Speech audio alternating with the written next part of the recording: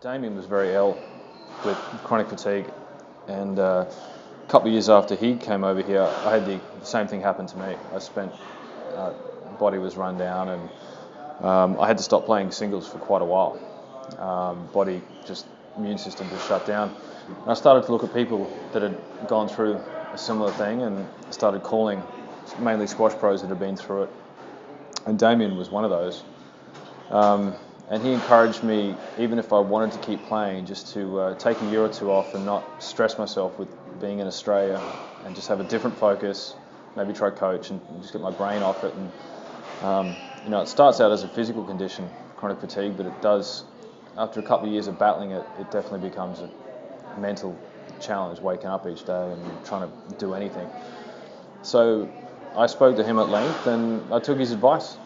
And I originally came over to play for one season, make some money, get my head off playing, just coach, and then go back, and haven't left.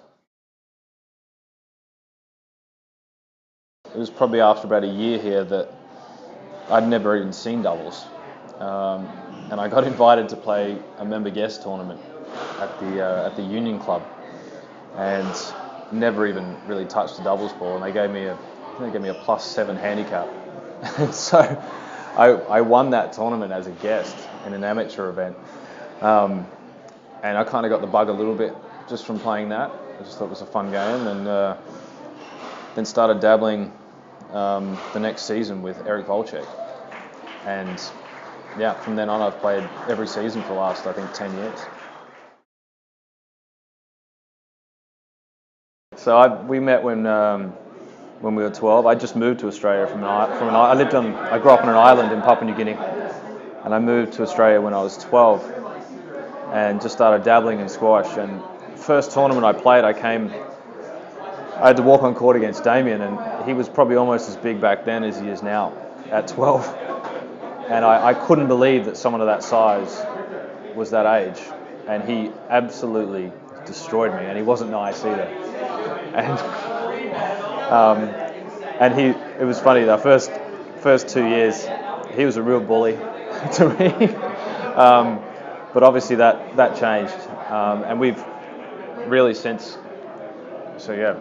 12 years old, we've known each other, and we've been good friends since we were 14. So it's been more than just a 5-year partnership here. We've followed each other all around the world, really, and really strong, good friendship. And it's been an enjoyable 5 years because of that. When I started, Gary and Damien were dominating the tour, and I had 2 years with Preston, and I felt like Preston and I were a great team. We were consistently number 2, but I think we only beat them once in 2 years, and so I just wanted to start exploring other options because I didn't want to be number 2. And so Paul Price had been playing, but not full time, and he was just kind of finishing up his softball thing. And and I'd known him since we were 12 years old, and probably one of the most gifted players ever to hit a ball. And I knew that if he had a good partner and committed a little bit, that he would probably end up being one of the best. So I spoke to him, and he wanted to do it. And I think that next season we only lost 1 or 2 matches through the whole season. We were pretty dominant, and we beat Wade Mudge a bunch of times, which no one had done to that point ever.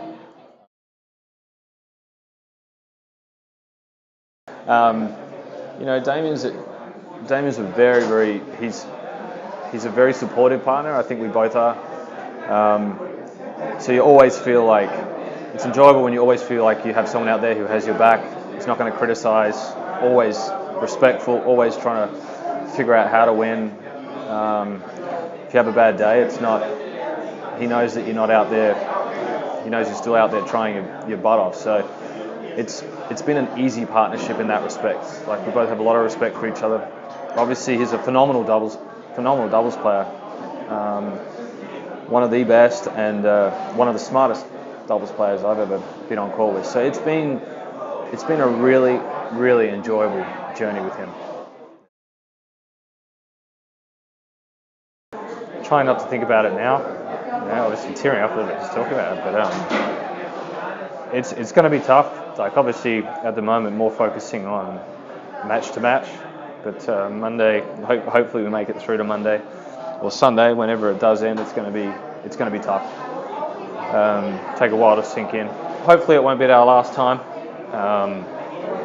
Who knows? Maybe there's another Worlds in there or something to avenge, but certainly for now, in terms of like full schedule, it's going to be tough. It's going to be tough watching him play. So I'm going to miss it.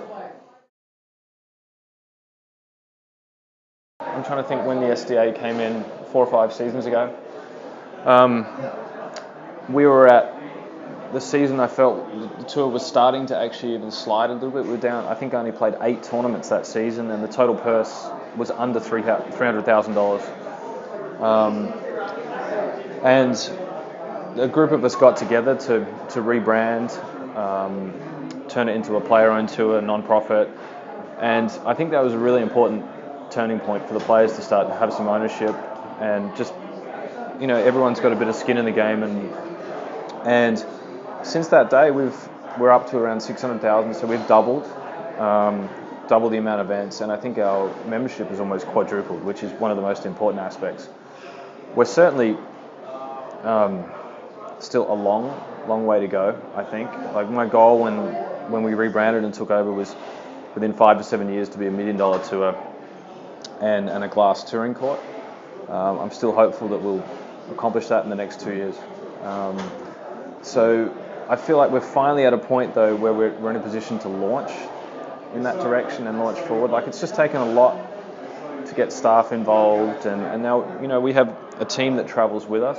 We have Graham and Anders and Preston, and it's taken a long time to all find our roles and figure out what works and what doesn't. And I think we're finally at a point where I think the next 2 or 3 years is going to be big.